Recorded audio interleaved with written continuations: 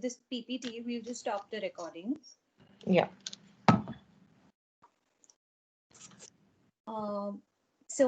Hi, good morning, everyone. So today we're just going to talk about public and community toilets.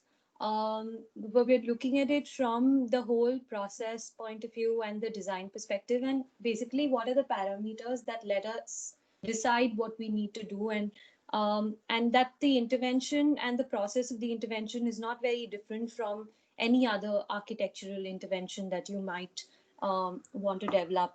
So this is not a back end program. This can become a full program in itself also in certain situations, and we'll see how that happens. So what the project we're looking at today is Konchur Sustainable Model Village. Basically, Konchur is a village in Karnataka, and I'll talk about how the selection of this village happened, and how we arrived at kind of doing this design intervention. But basically, the project has been led by Architecture Brio and Billion Bricks.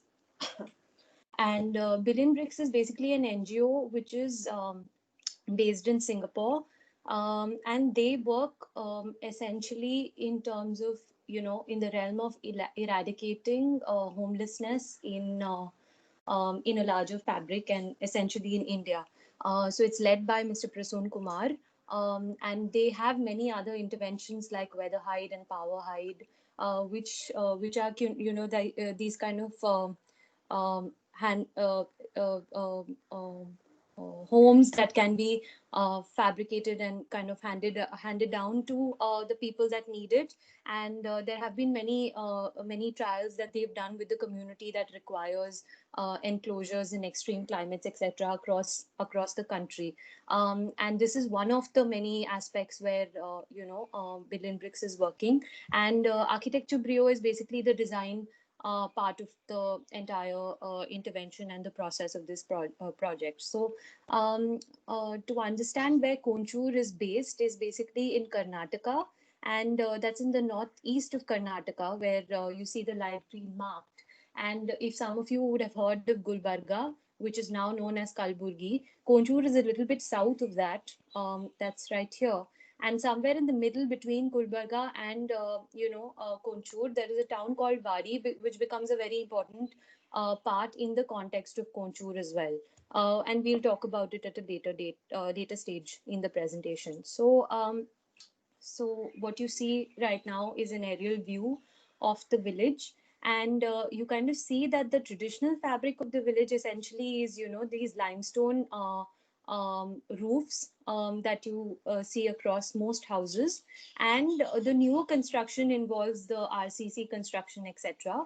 But traditionally, they have these ACC blocks, which I'll show you in some other pictures, and then they have the limestone kind of construction, and basically the fabric of it itself allows these kind of materials to be used, and I'll talk about that as well. So here you see this is one of the important images of the village, where you see that this is a very dry kind of a landscape. There's not enough water. I think the north belt of Karnataka in any case is facing extreme scarcity of water at this point. And recently, having worked in Gulbarga, I know that this has been quite a bit of an issue in the last 5 years. And yeah, so this is, I mean, the village is only kind of pronouncing that even more. The you see this as a water tank, which is one of the main supplies for water in the village. This is one of the traditional housing methods where you see the ACC blocks kind of placed, and this is the school that you see in the backdrop. I will show you that in the plan as well later.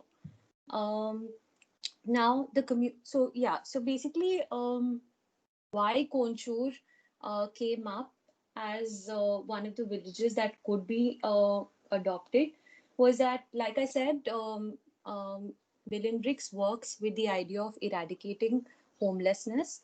And the question then that arose was that why is this even happening? Why do we have this idea of informal settlements? Why are people going through this, need of being homeless? And that is because of the extreme migration that is possibly happening into the cities, because there are lesser opportunities in the villages, or there are poor living conditions in the villages.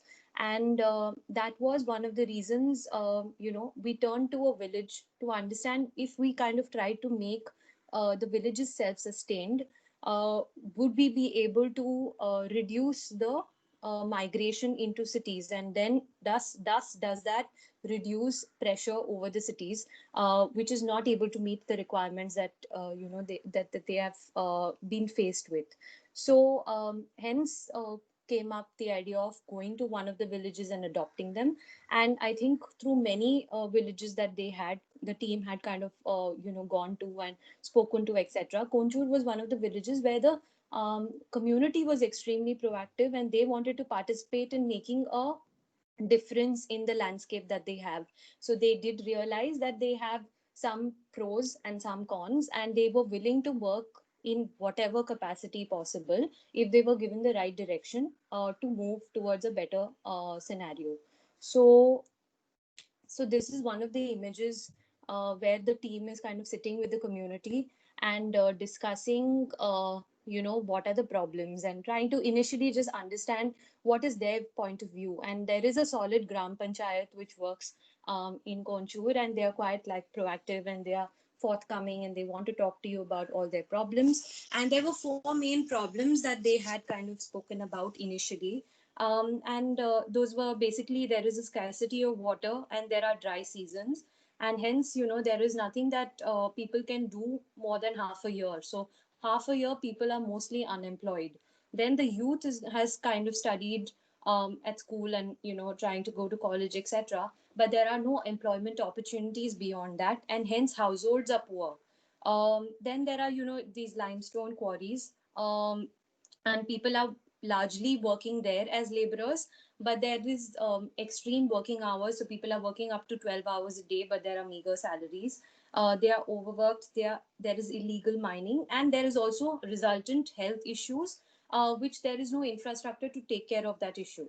Now the fourth point then they came up with was the sanitation issue, and that there is open defecation, and there is no infrastructure facility on that front as well.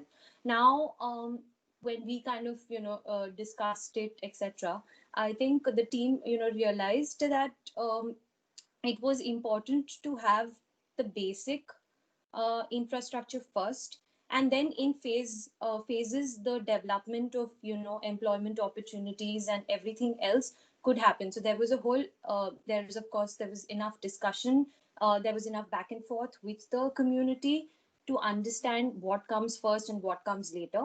And so they had their opinion as well. And I think I'll speak about the process of what came first later. I'll just go through the problems in terms of images first. So this is one of the photographs that you see from the alleyways, and that was the water tank that I showed you in the other image.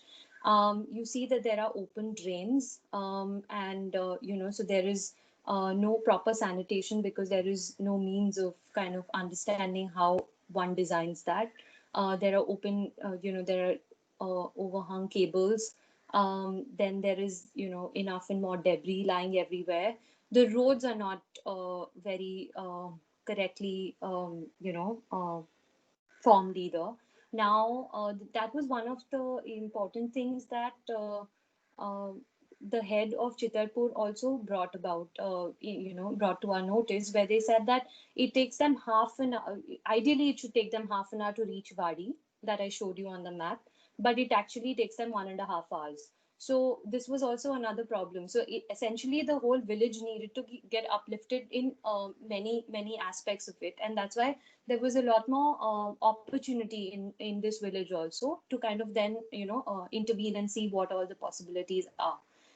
This is another image where you see that there is open drain, and the wastewater is just running across the village, which is making it a very unhealthy place to be in. there is a scarcity of water, so the pumps are running dry, hand pumps are running dry. Um, this is one of the Google Earth images where you can see that there is a large cement and limestone kind of belt that can be tapped into, and that has a lot of promise also, but needs to be dealt with correctly. As I said, there were some other issues that they had brought about. Um, and also with a lot of discussion with the community, I think there was a realization that the women of Konchur are quite strong in terms of they wanted a representation. They are also quite proactive in terms of their contribution into the entire working of the mechanism. Yeah, I Um, thought you used to come over. Sorry. Did some- Swati, continue. I think it's just the student got unmuted. That's why. Okay. So yeah, so there was so they are enough of an important aspect of the landscape, and they needed to be represented. So that so there was this idea of a women-centric design that needed to come across as well. So yeah, so these are some aspects that with community participation we realized that needed to be touched upon. Now the vision for Konchur was based on a lot of things that came from discussing with them, um, mainly to kind of improve the road conditions, um, remove the collected debris that were lying around everywhere, um, common toilets for the gaon, and there was a certain heritage value that can be tapped into for the village to become tourist friendly. So these were some of the ideas, of course, and then there was this idea of solar lighting and those kind of things. And over phases, these could be kind of explored and seen how that could go ahead. Um, yeah, so now, so then based on all these ideas, I think there was a stepwise understanding of how this could be approached. And initially, there was awareness that was already being done by, discussing with the community. Then there was community survey where we spoke about all the problems that they came up with, and then there were discussions and back and forth on what we had to say and what they had to say.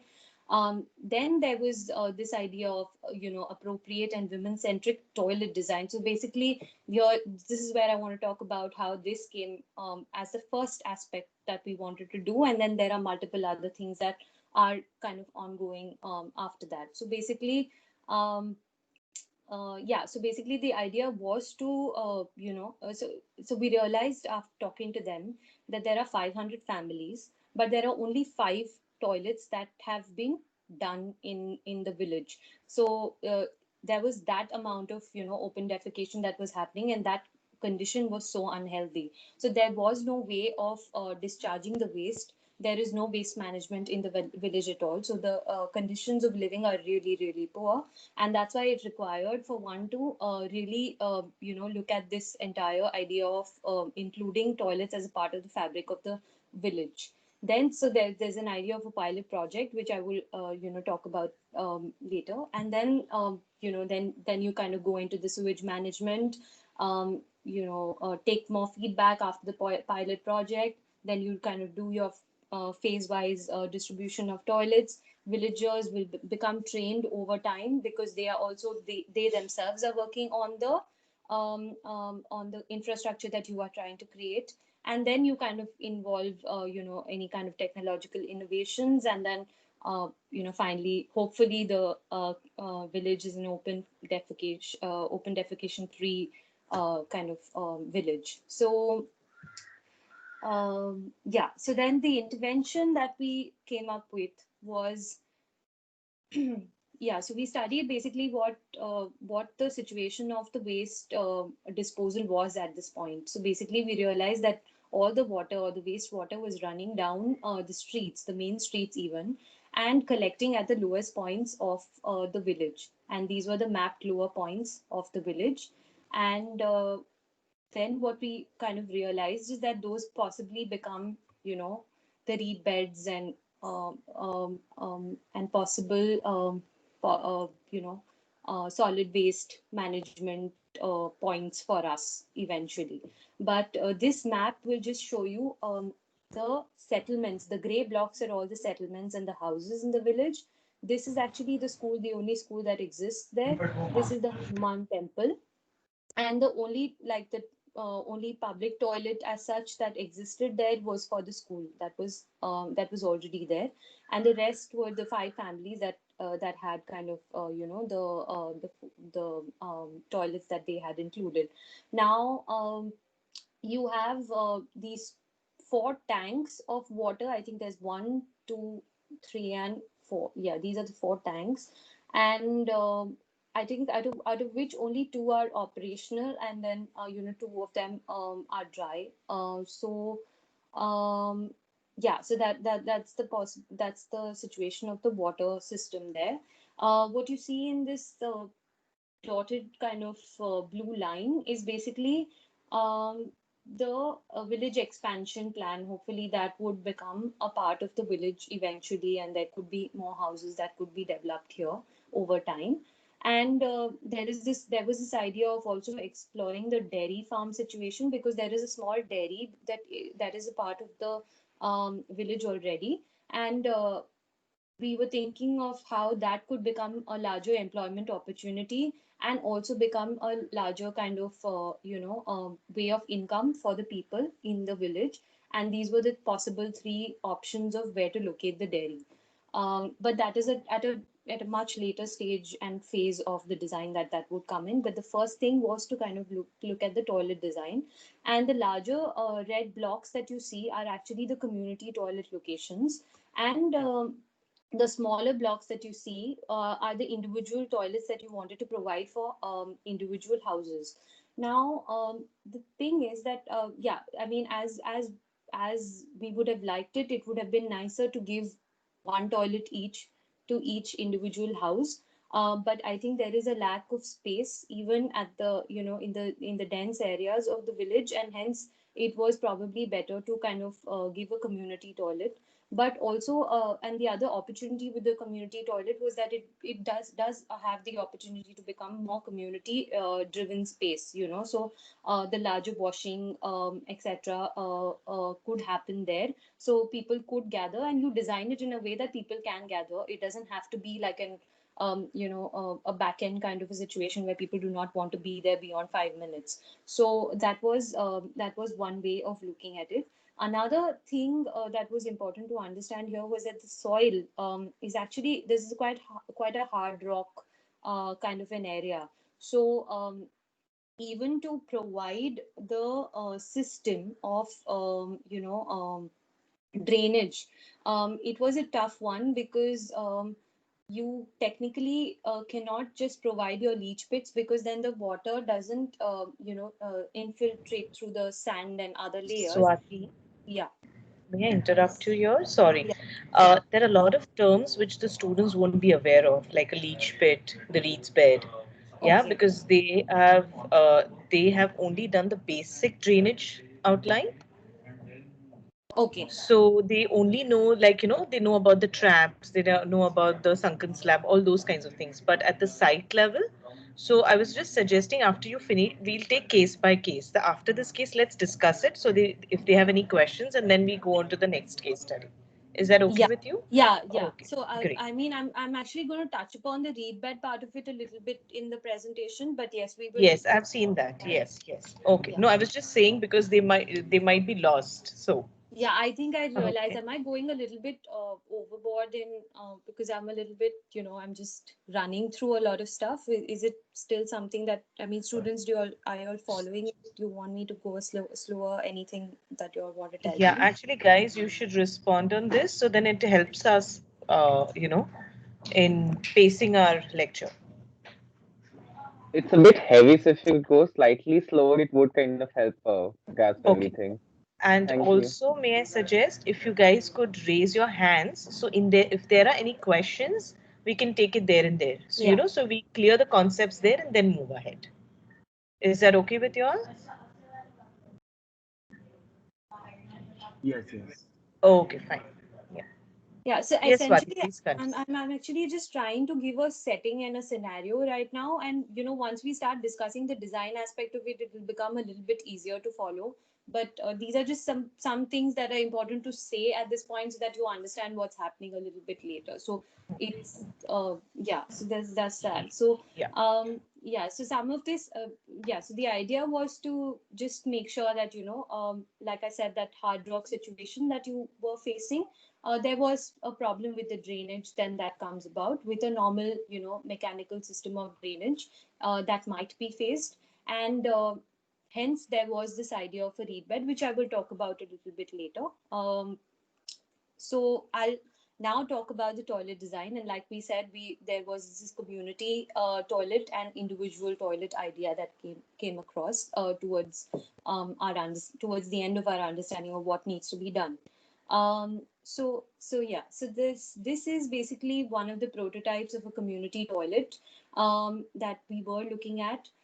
Essentially, we were trying to think about the women in the village, because with I think in most of the photographs that you see, also you saw that the women were there in large population, representing their um, availability in the village, and wanting to voice their opinion. And I think they largely had a problem with this whole open defecation thing. The men didn't really have so much of an issue. They didn't think the toilets were so important, but the women really, really wanted these toilets to be built. And in the wee hours of the morning and late nights, it's really unsafe for them to be kind of outside and using the outside as um,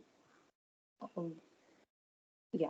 So basically, yeah. So now looking at the toilet design, basically what we had was um, this view of looking at a public interface.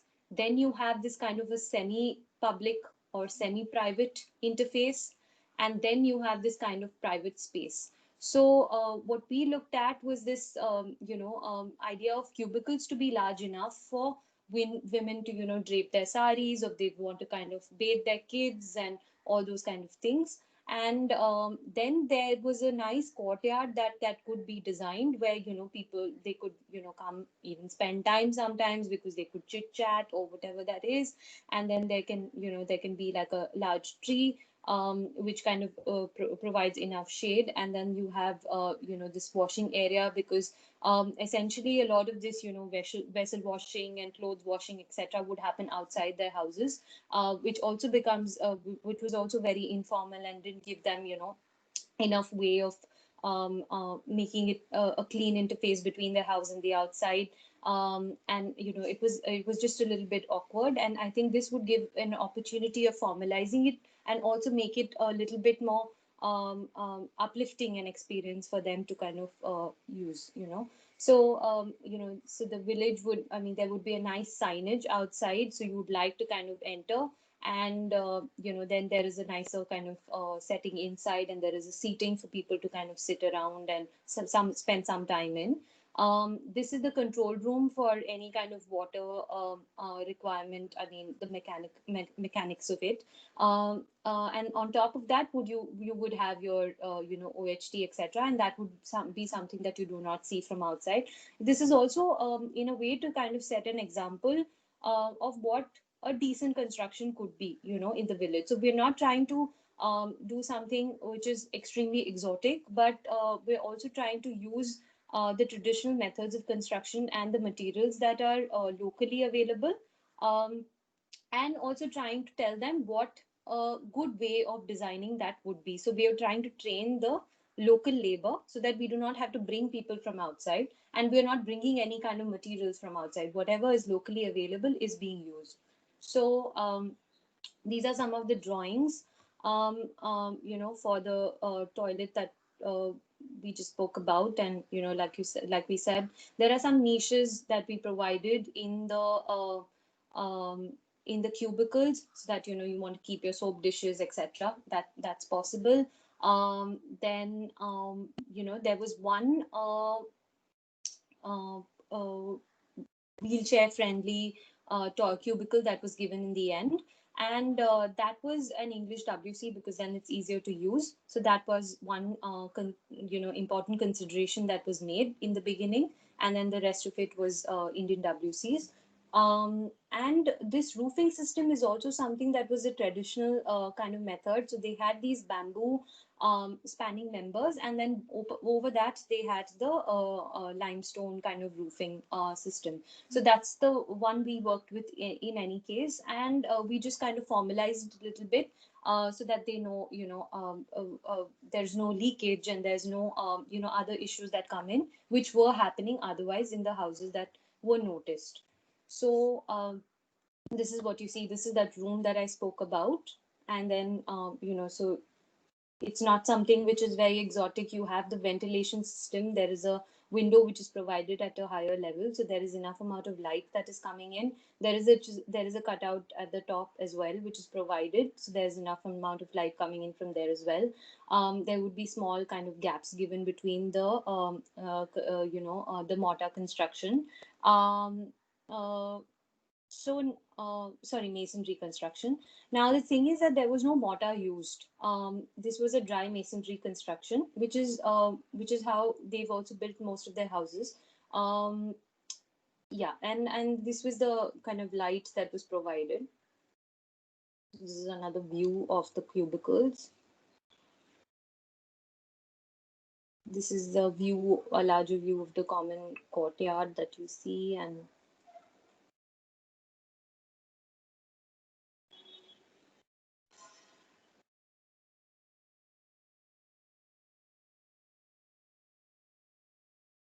yeah, so this was one of the views of, the outside of this public toilet, or the community toilet that we were kind of proposing. So the idea was that once you start making this a formal intervention, and you kind of understand that this is an important aspect of the living condition, you immediately start to realize that, the outside will also start becoming a little bit more formal, and even the villagers will start becoming a little more responsible and start looking at it as a nicer way of, dealing with space, and designing it a little bit better. So, you would probably plant a little bit more trees and make a little bit more plaza kind of a situation where people would like to kind of even come and sit around here. So it becomes a part of a community building exercise more than just becoming a facility. So it becomes a hangout space as well, as it providing it as it provides a basic infrastructure that is required for living. And these are some of the views of the individual toilet that we were planning to provide. And so individual toilets, like I mentioned before, was basically an addition to the existing house. So sometimes they were probably even shared between two houses depending on the space, and then they would be given a key to kind of use the same use the same washroom. But then it's only between those two families, and it remains as sacred as that. So then you kind of make sure that there is enough space for bathing, and then there is a wash basin and then robe hooks and all those kind of things that is required. And essentially it works on the same logic as what we discussed for the community toilet. So yeah, so I think this section is just a little bit more clear about how the drainage was thought about, and that is something that is still needs to be implemented after the pilot project, and it's an ongoing exercise. But how this was kind of thought about in terms of design was that there will be a septic tank at the bottom of the washroom, which was then connected to this reed bed. And then that gets filtered, and the filtered water will then be used for any other kind of planting, landscape watering that you need to do, or any other non-potable use. So basically, what is a reed bed? Now, a reed bed is essentially your organic. One second, I think I have that somewhere. I'll just talk to you about it here. So basically, what you have is a septic tank where your sludge is going to get collected from the main bathroom, and then from there you kind of put it through many layers, which is including your soil, and sometimes it has got, your wood chip particles and sand particles, depending on what is available there. And it kind of gets filtered through these many layers, and then what you get towards the end is basically a amount is amount an amount of water, which can be then used for any kind of irrigation, or any non-potable use that you might want to use it for. So this essentially becomes the treatment part of it. The reason I said that this was hard rock and it's not possible to kind of then filter it is because, yeah, so the water, once you put it through your septic tank and your any other pit that it needs to go through many processes through, it's not going to then get into the ground water, because the soil is not able to accept the water, right? Because it's a hard rock situation. So in this case, what happens is that because you have some amount of planting or the soil or whatever that is, the water then can be either used here for some kind of banana plantation and things like that. Because I mean, I just said banana because that takes up more amount of water and can grow, and then that can become another aspect of livelihood. Or it becomes, and then it can kind of move into other aspects of using the water. I don't know if am I clear? You want me to explain this again, or maybe Kimaya, if you want to kind of add somewhere something here, I'll just stop here Yeah. for a minute and. Uh, yes. Swati, also, if you could just give them an idea of how many people, you had created the cubicles for, like it's catering to the whole village, or you had a prototype. This is one prototype, and it's going to multiply depending on, the number of households it's going to cater to. So it just gives them an idea in terms of how do they, calculate the number of cubicles, the wash basins, and things like that. So that was one. Yeah. Yeah, if you could just answer that, then I will talk about the reed beds. Yeah. Okay, So thanks. yeah. So like Give I them said, a there rough was idea. Like, around 15 or 10 households cater to this, the one that you showed, or something like that. yeah. So I think there was about 10 households that kind of worked around those 6 cubicles that we had given in a community toilet situation. So it was more to do with what was close by, like in the Right. plan that I showed. Mm-hmm. So it's not a very proper calculation in that sense, because it depended on how much space that was there and how many houses needed to be catered to around that. And that's why this whole key and lock kind of situation was something that was Right. So important it's to the deal with. immediate households, right? Yes, Okay, yes, great. yes. So, guys, you see, you have this plan, and they have already demarcated the placements of the community toilets. And then, accordingly, you can actually see how many households it's going to cater to. There is no fixed thumb rule as such. The kind of calculations that we give it to you are more in terms of standards, but they are, you can always maximize on it. You should not go lesser than that. Is something that the standards always give you all as a benchmark. Okay, so I think there was a question from Tejas, no, regarding the numbering. No, Avi. Avi, I hope your question is answered now. Yeah, thank you. Okay. Yeah. Another thing regarding, yeah, Sorry. sorry, Swati, please continue. Yeah, I'm just saying that, yeah, in other scenarios maybe it's possible to work with a little bit more of an absolute solution, and maybe in an urban setting that is possible. But here it was a little bit more of a let's see how how it could be worked out within a little bit more of an organic setting. So we had to kind of see how it goes in terms of even usage. So actually, the community toilet has not been implemented yet. So there Hmm. have been just a few individual ones that have been included, and we're just trying to see what the response to adding a toilet to the to the village is. And Right. now there will be an interaction, and to understand how they are even kind of coming around this idea of adding a community toilet. So that is the next level of understanding and discussion that needs to happen with them. That's what it is. Right. Also, guys, just a pre-background of, see, we are trying to show you these projects because in ideas you are working with the whole idea of the public toilet. And here, what Swati is discussing is a very interesting case because it's something that you're engaging constantly with the community.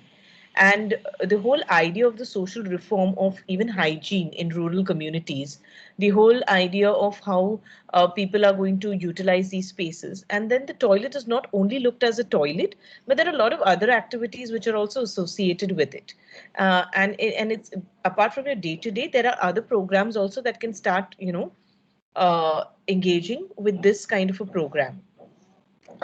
Also, you should actually look at the kind of drawings that they have been prepared because it actually talks about the materiality. You can easily make out the kind of materials that they are, looking at. The kind of structural elements in terms of the load bearing, the thicknesses of the walls, everything has been very clearly demarcated. Yet they are design drawings, but at the same time, you can easily make out, the sizing of the window. There is an, ventilation which has been kept. The daylight has to be catered to and things like that. And now regarding the whole idea of the waste recycling or the wastewater, the grey water that comes out, and as Swati was explaining the reeds bed system, yes, you definitely have one is basically your, you know, uh, homogenization tank, which is actually more like a septic tank where things settle down. Then there is a bioreactor. Then this post treatment is something that you can do, which is your reeds bed. And from there, you can actually get into you can utilize it for your landscaping or irrigation purposes. Generally, in the rural areas, they utilize this recycled grey water for irrigation purposes. And also the kind of sludge which is prepared, which is being settled at the bottom of these tanks, is being then converted into fertilizer and reused into the agricultural activity. So here we are talking of the whole concept of cradle to cradle, where there is no waste, okay, as a byproduct, but entire the always the form of the product changes. So the form of energy also keeps changing, but it's within the cyclic process. There is nothing that comes as a waste product and unused and is going to add like a debris to your waste on this earth. So that's why most of the, especially the rural villages, if you remember or if you have noticed, you always have a banana plantation, and next to the banana plantation you'll see a lot of these women's, cleaning their vessels or washing the clothes and things like that. Now, if you understand the old era, at that time there were no such soaps or detergents with a lot of chemicals into it. So the whole banana plantation used to act like a recycling process before, or a filtration process before the water gets into the groundwater. So that's why the contamination of the groundwater never used to happen, because this entire gray wastewater used to get actually recycled, you could say, also filtered to a certain extent, and then get into the uh, earth's crust. And that's why reeds bed is something similar which works on the concept of phytoremediation. Okay, phytoremediation is something wherein you use plants to cleanse the wastewater. uh, Avi, you have a question, you've raised your hand, and I think Aishwarya also raised her hand.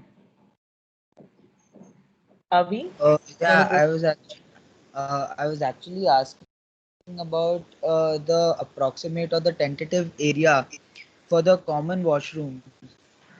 Like Okay, what should be the so minimum area you for will a never common get washroom? out to out. You should actually, it all depends on the kind of cubicles Yeah. that you are doing. So you always have the standard cubicle sizing, right? Because you need to, that there has to be a cistern there, right? There has to be Yeah, a water closet, tap and all is going to be there. The door has to open and shut. So you know the cubicle size, right? Accordingly, correct. depending on the cubicle numbers and then the kind of wash basins, the distances between the wash basin and the cubicle door, so there is no conflict of people if someone is using the wash basin. After considering all these parameters, your sizing of the entire public toilet is going to come. So it's going to vary and differ. Okay. Okay. Yeah, like for example, if I'm designing for a community of 50 villages, okay, and then I'm only told that only two prototypes are allowed, then mine is going to be a very different case altogether than someone who has been designing in another rural setup, but it's only for the public or next to like a community hall or something like that. So then, those parameters all keeps changing. It's always upon the givens, and that's why actually Swati chose to show you these projects, because the design of the toilet is not because it never came that they are going to design a toilet. It all came from the community needs. So there is a very well established necessity of that particular program, which is very important in a design process. Then you don't have to justify back forth that why I have done it, why you have done it, and things like that, which we generally do in our architectural projects, right? Especially in the academic circle, I'm saying. I'm not talking about the professional field. So that's why this particular project is very interesting for you guys, just to understand that how the community needs, how the community works together, the kind of requirements, because you have to understand the end users. And that's what Swati is stressing at. You please understand the end users who are going to utilize this program. If they own the project, nothing like it. That's the most successful thing that an architect can achieve, when the end users actually try and utilize, reuse, and they appreciate the architectural intervention that you've done. Okay. Aishwarya, do you have any question? Oh, sorry, Tanvi Daga, not Aishwarya. Tanvi? Yeah, I just want, can you please clarify about the reek beds once again? Like, Okay, sure. we See, are. okay. Everyone knows that there is a gray water and a black water, right? That comes out of the toilets. Now, the gray water is the waste water that comes. Just one second. The grey water is basically the wastewater that comes from your nanny traps and your wash basins. Okay. And your black water is something that comes from your water closet. Now, the grey water is treated, both can be treated by phytoremediation, but there are levels of filtration that are required. Now, Reed's bed is nothing but a wastewater recycling system wherein you use plants to recycle that wastewater so that it removes the sludge, it removes all the dirt and the impurities, and you get a decent amount of water that can be used for landscape or your irrigation purposes, or to wash your cars and things like that in an urban setup. You can't use that water for potability. Okay, Tanvi, is this better? As we progress, we will get in the details of it. But right now, just understand that this is the system. And then there are generally three staging of it. The first stage is something where it's the settling tank or the homogenization tank, where everything comes together. The solids will always settle down and the water will float. Now that's why the water will then trickle down into a bioreactor, okay, or we call it like an anaerobic reactor, wherein the bacteria keep digesting the soil matter, and it keeps settling down. It's an another layer of filter. And then once clear water comes up, that clear water is then directed towards the reeds bed. Then the roots of the plants actually absorbs all the sludge and the waste. Okay, that is another level of filtering that you do, and absorption of the impurities that happen. And after that, you get into the oxidation pond, because this, when it comes out of the reed bed, there is a lot of smell, staunch smell is there. Okay, that smell has to be removed, and that gets only removed when you do oxidization. And oxidization is nothing but opening this entire water to the atmosphere, where the oxidization happened, because there is oxygen already present in the atmosphere. Okay, sometimes you create like a cascade, like a steps. Okay, and from the top to the bottom, you basically drop it's like a waterfall that you create, small one that you create, so that the water gets more exposed to the oxygen in the atmosphere, and it loses out that staunch smell. Okay, and then you have your oxidation, it comes into a pool. From there you can use it for your irrigation. We will give you more images and things like that as we progress, but this is the overall idea about the reeds bed system. Okay, hello. I think Yeah, thank you. Yeah, okay, yes, Swati, yeah, please, you were I saying think something. Nenika had a question. Okay. Was there any particular reason for toilet walls or family toilet to be this thick? So Nenika, the sizes of these blocks uh, are large enough for like them to be a double wall in any case. And that was the size that was taken. And it's basically a part of the construction technique. And it's, as I said, it's this load bearing wall system, and that has been kind of included as part of the toilet design as well. There are a couple of reasons that we just want to ensure that we're using the same material that is available locally. So there is no excess amount of expenditure that is happening on bringing any material that is not locally available, or any kind of transportation. Secondly, the villagers are already aware of what this building technique is, so we are trying to kind of promote that again, instead of going into some kind of RCC construction which is not native to the entire setting. And thirdly, I think the thickness also allows for some amount of um, um, what's the word for the uh, weather condition? I'm falling short of the word. The thermal, sorry, some amount of insulation. And also another thing is that the thickness allows you to kind of create these niches, etc., for any amount of space or utility that is required inside the toilet. So it kind of works in advantage for the design as well. So these were the reasons that the thickness of the wall is what it is. It's not that it was designed in a certain way, or it had something else in mind, or it was kind of done differently or anything like that. It's just following the basic technique that has been followed for the houses that are existing there. Does that answer the question? Yeah, it does. Thank you.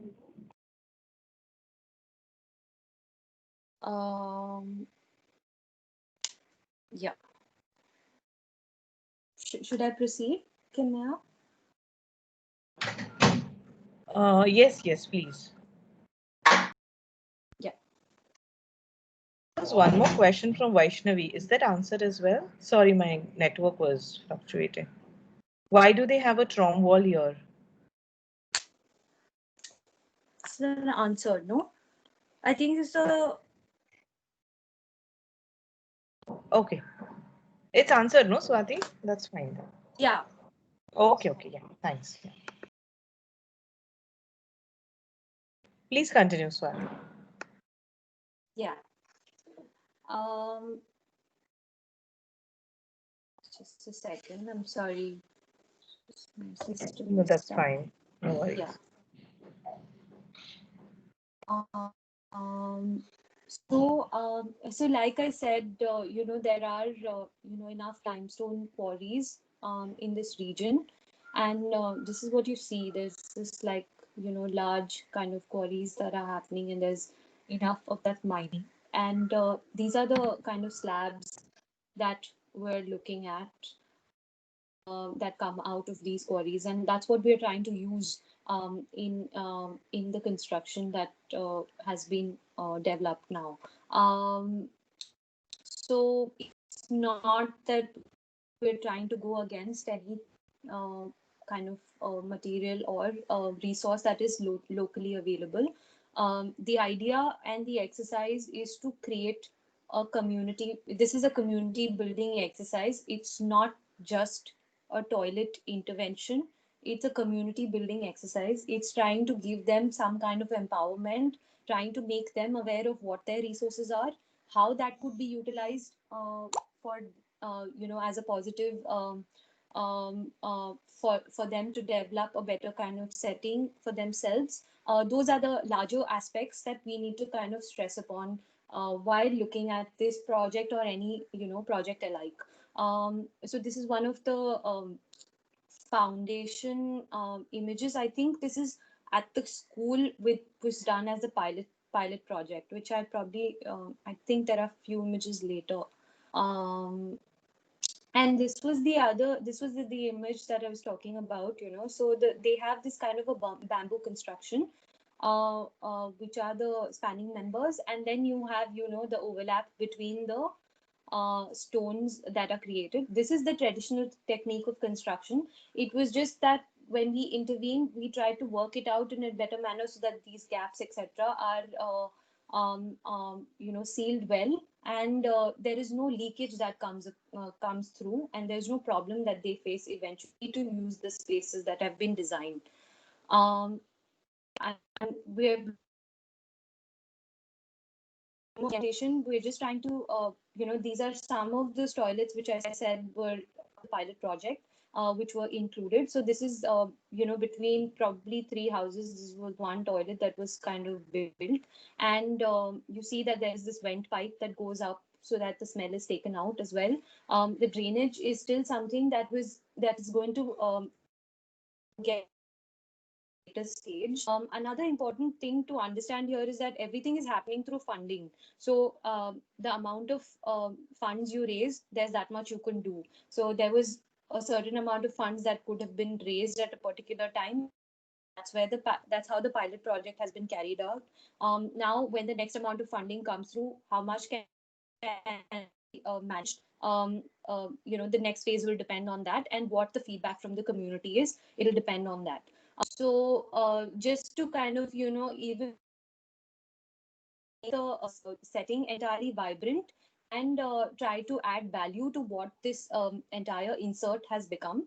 I think the whole idea of colors of contour also started to come in, because actually original houses also have some of these colors. So these was just kind of, repainted with those colors, and just in a little bit more, fun and exuberant kind of a way, so that it becomes a more exciting fabric, and also it involves the community a little bit more, to be happier about what this insert is like. So this is another, and so, vibrant colors of doors. Again, these doors, etc., are very inexpensive. There are certain fund limitations, and that's how it has been done. But the internal parts of the toilet have been kind of tiled, so that you make sure that, there is certain maintenance that can be done, and it's easy to maintain it. There's not so much of a problem. Yeah, so I mean, just basic materials have been used, but there is an upliftment and upgradation in the way of living. So this, you see how, the local community is kind of doing the painting, etc. And yeah, so this is also, actually, these are the existing structures in the village which were also painted as part of this entire situation, so it becomes part of the entire fabric, and we can look at the vibrant colors as you kind of go into the village.